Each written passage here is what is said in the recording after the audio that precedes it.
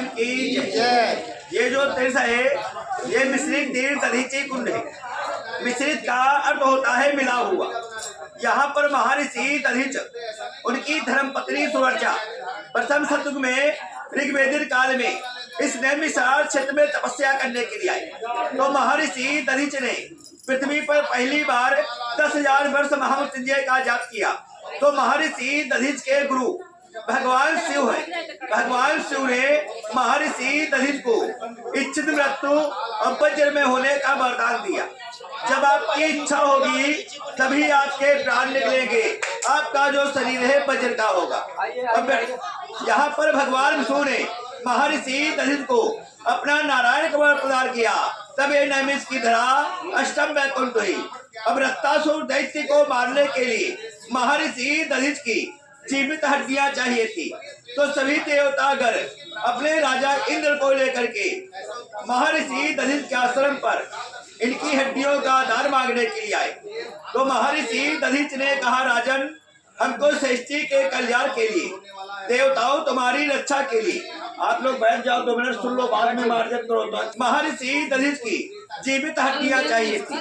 तो सभी देवतागण अपने राजा इंद्र को लेकर के महर्षि दधीच के आश्रम पर इनकी हड्डियों का दान मांगने के लिए आए। तो महर्षि दधीच ने कहा, राजन, हमको सृष्टि के कल्याण के लिए, देवताओं तुम्हारी रक्षा के लिए शरीर दान देने में कोई आपत्ति नहीं है, लेकिन हमने इस काया से एक संकल्प लिया है, जब तक हम तीनों लोगों का स्नान नहीं करेंगे, तीनों लोगों के देव दर्शन नहीं करेंगे, तब तक आपको हड्डियों का दान नहीं मिलेगा।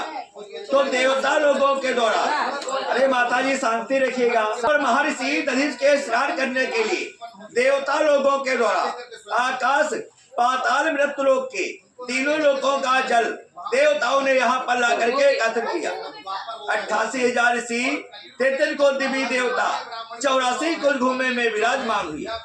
फागुन की पूर्णिमा को जब महर्षि दधीच की तपस्या समाप्त हो गई, तो देवतागण महर्षि दधीच को इसी पवित्र भूमि पर बैठा दिया और तीनों लोगों के जल से देवतागण महर्षि दधीच का जलाभिषेक किया गया, स्नान कराया गया। और तीनों लोगों का जल एक में मिल जाने से एक पवित्र कुंड की स्थापना हुई, जिसका नाम मिश्रित तीर्थ दधीचि कुंड पड़ा। मिश्रित का अर्थ होता है मिला हुआ। इसका उपनाम दधीचि कुंड पड़ा। महर्षि दधीच ने जीवित ही बैठ करके अपार पीड़ा से करके अपने शरीर में दही और नमक लगा करके अपने शरीर को गौ से चढ़वा दिया। दधीच जी की हड्डियों से विश्वकर्मा जी ने वज्र बनाए, जिनके नाम गांडीव, पिनाक, सारंग और इनकी हड्डी का आधा वज्र बनाया गया। फिर इन अस्त्रों को देवताओं में बांट दिया गया। गांडीव प्रथम अग्निदेव को मिला, तो अपर में अर्जुन ने महाभारत को विजय प्राप्त किया। पिनाक भगवान शंकर को मिला और त्रेतायुग में भगवान राम ने सीता के स्वयंवर में जनकपुर में तोड़ा। सारंग भगवान विष्णु ने लिया। वज्र शक्ति इंद्र को मिली, जिससे वृत्तासुर दैत्य का वध हुआ। भगवान विष्णु ने दधीच जी से कहा, वरदान मांगो। तो दधीच जी ने यही वरदान मांगा कि आगे चलकर कलयुग का समय आएगा, मनुष्य को एक लोक की यात्रा करना मुश्किल हो जाएगा, 3 लोक की कौन कर पाएगा।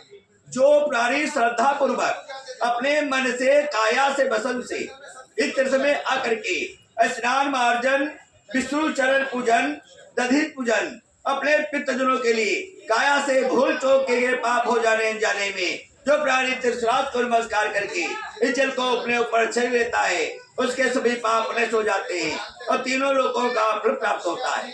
दधीच जी का जो प्राण निकला, तो सामने भगवान विष्णु नारायण खड़े थे। स्वर्गे में वही चरण है। भारतवर्ष में 3 जगह, ये पहला बिहार गया में, दूसरा यहाँ, तीसरा बद्रीनाथ में। बोलिए दधीच भगवान नारायण की।